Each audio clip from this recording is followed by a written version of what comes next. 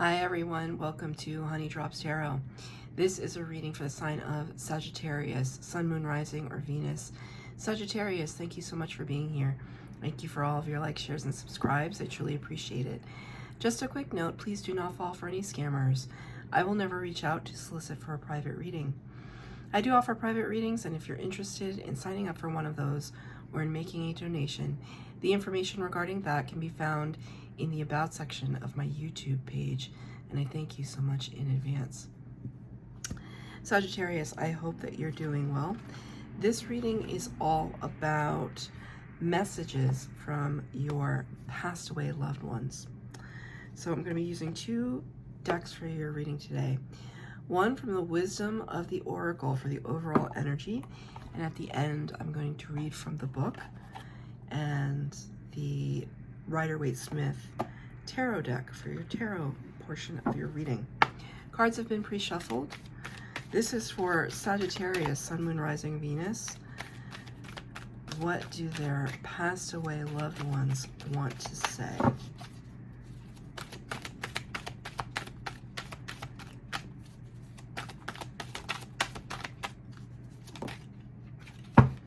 Okay. I don't know what's going on. Maybe there's just this huge movement of anxiety, which it's not surprising, that's kind of running throughout the collective right now. But you see how big this deck is, right? And I shuffle thoroughly before I even start the camera. I shuffle every single reading. And this is the third time this card has come out. Chop wood. Number 42, which reduces to a 6, which is the Lover's card in the major arcana of the tarot, Gemini energy. So you could be dealing with a Gemini or have prominent placements in your chart that are Gemini, or your passed away loved one was a Gemini. It doesn't have to be. But the Lover's card talks about a choice point. It can talk about divine partnership as well. But being at this decision-making fork in the road, as it were. But the card chopped wood suggests that one has to kind of put aside that decision-making for a moment and focus on day-to-day tasks, right? Like doing laundry, making our bed, paying our bills, walking the dog, that kind of thing. That it's just as important to take care of our daily lives and our daily existence as it is to dream big and make bold moves. As I said that, one of my candles just went out. Going to have to light. I always read with two flames.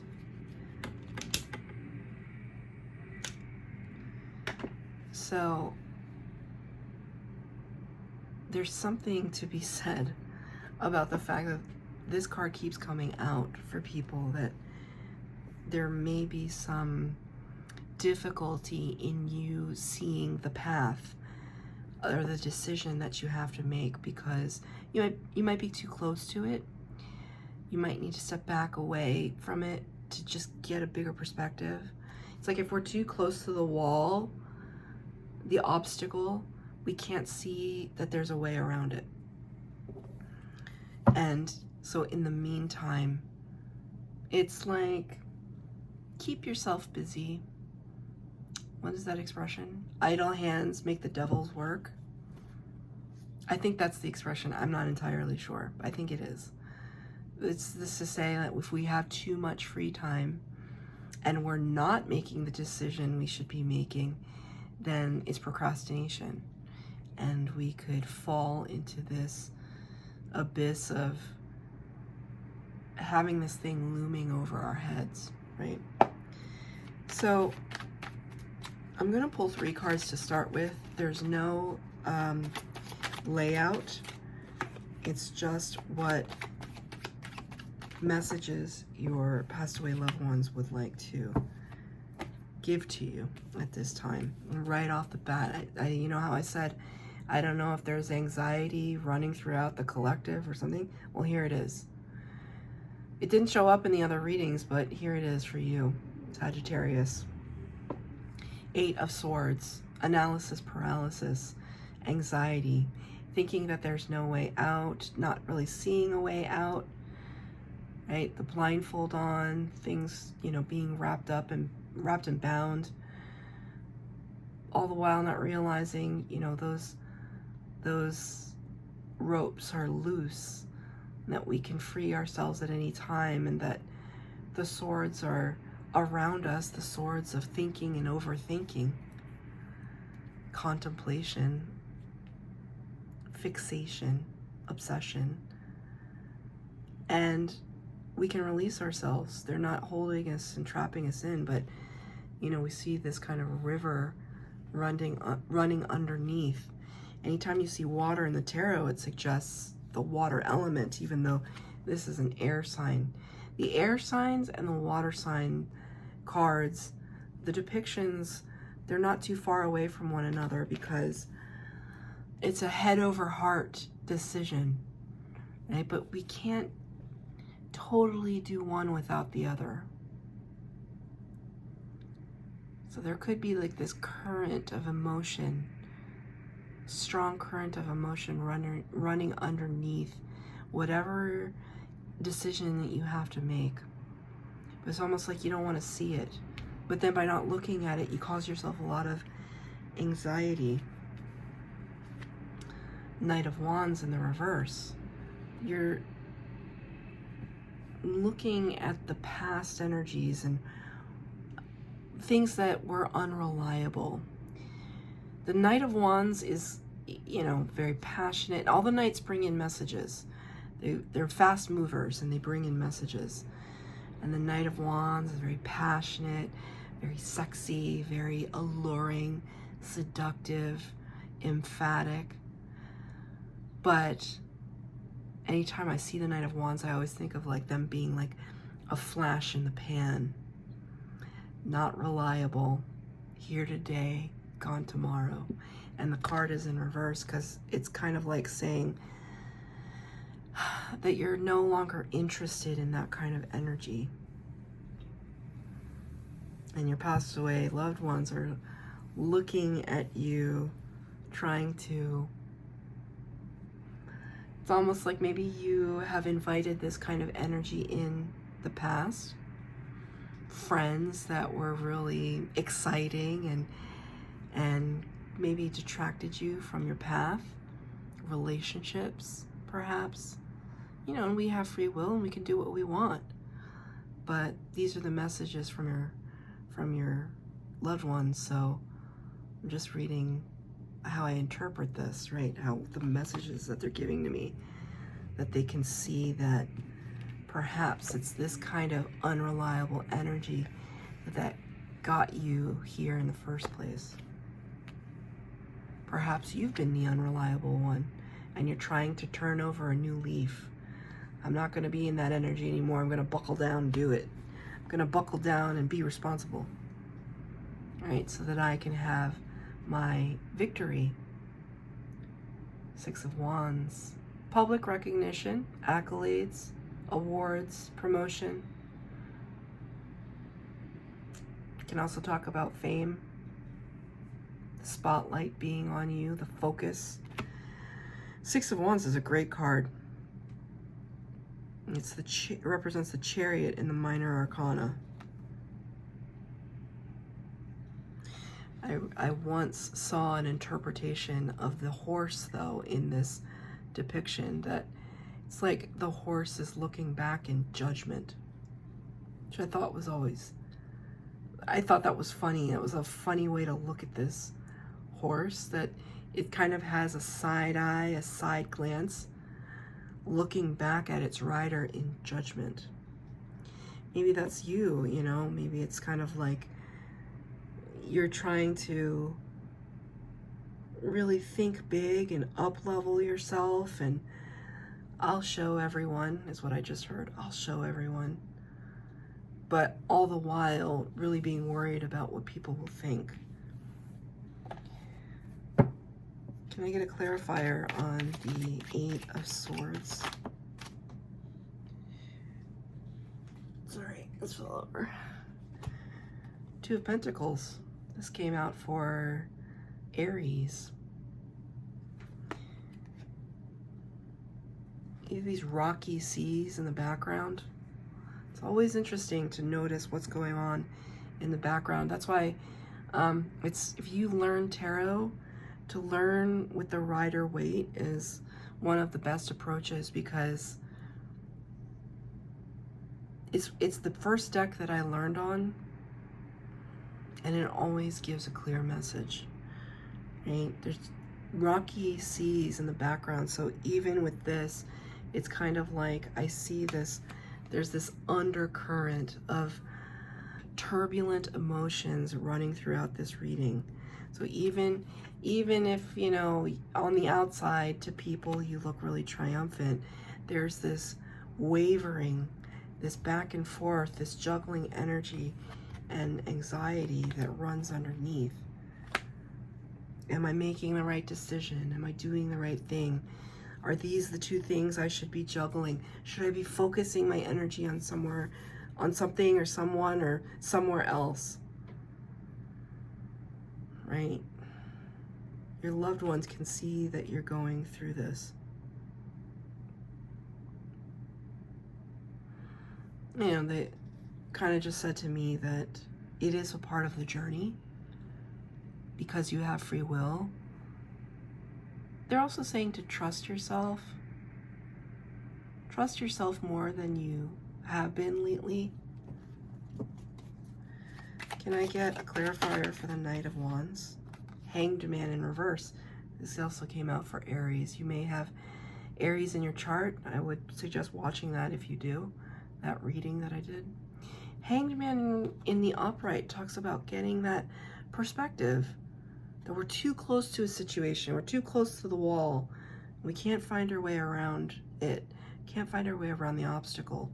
So it's important to go into Hanged Man energy and step way far away from it so we can get some perspective. But you have it in the reverse. It's difficult for you. It's difficult for you to like extract yourself from whatever situation you find yourself in. I need another clarifier. Yeah. Yikes, yikes. 3 cards came out. 5 of Swords in reverse, 7 of Wands in reverse, and the 5 of Pentacles. Okay, well, I see now why. It's difficult to extract yourself. This is the need for the mentality shift. This is a need. So you got 3 different suits here. Swords, Wands, and Pentacles. Air, fire, and earth. Pretty well-rounded anxiety and conflict. 5 of Pentacles is this sense that we've been left out in the cold. So you could be feeling isolated or alienated from a group of people at this time, that you might have let something in, because this is a card of blocking and this is a card of winning at all costs. But both these cards are in reverse, kind of suggesting to me that there was a point in your life recently where you made yourself vulnerable and you allowed yourself to, you know, put down the swords and just hope for something different, something new, and maybe you got burned. They're showing me a specific personal scenario, which I will not tell you, but it's just to say that We open ourselves up to something. Thank you, Spirit. We open ourselves up to something, and then it turns out to either just be thrown back in our face or a disappointment, and it hurts, you know. It's just yeah. Do you know how long it took me to open myself up again, is what I just heard. How long it took me to open myself up, to unblock myself and to come out from behind the wall that I put up, only to be treated with a double 5. You watch any of my readings, I can't stand 5s, because 5s are all about transition, and it's a necessary part of life, but it's frustrating. This is so frustrating. I feel it for you. So it's like you saying, I'm trying to get the perspective. I'm trying to get out of this anxiety, Spirit, but it's difficult. So with Spirit, they're showing me this. Why? 6 of Wands. Okay. Whoa. So 3 cards of like, and then 3 cards of like, wow. So your past away loved one said it's temporary, right? Just like the 5s, supposedly. We move through the space of transition so that we can move towards the victory, that we can move past the chaos and the conflict. And this is the first time the Empress has shown her face in this series of readings. Page of Swords, pre-Empress 9 of Pentacles, and Empress, the number 3 in the Major Arcana. Taurus and Libra energy. So in a nutshell, like I said, okay, I see all this anxiety back here, and then you throw in this element of victory. Spirit, what's that about? You cannot see what other people see in you. You're stuck here because you literally can't see it. Blindfold, you can't see it.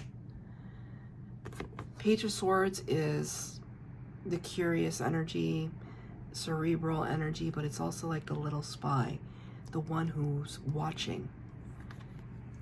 This is like the crowd. Thank you, Spirit. These are the group of onlookers, and what they see here is like this majesty of who you are. Single, independent-minded, abundant, right? If you're not actually single, it could be just like singular, like you're one of a kind. Really abundant, generous as well, keeping this for oneself and still having enough to share. Just adorned, like just draped in adornment. There's lushness, wealth, generosity, beauty. The Empress is my favorite card in the tarot. Look at all the yellow too, that's abundance. The Empress is the power of all 4 queens. Every single queen is represented in the Empress. It's like she knows how to channel this divine feminine energies, but it doesn't have to describe a woman. But she's the master attractor. It's like this kind of energy knows their worth and is able to attract abundance to them very easily. But it's almost like your social circle, onlookers can see this about you. They see this. This is how they see you. This is how they see you. But this is how you see you.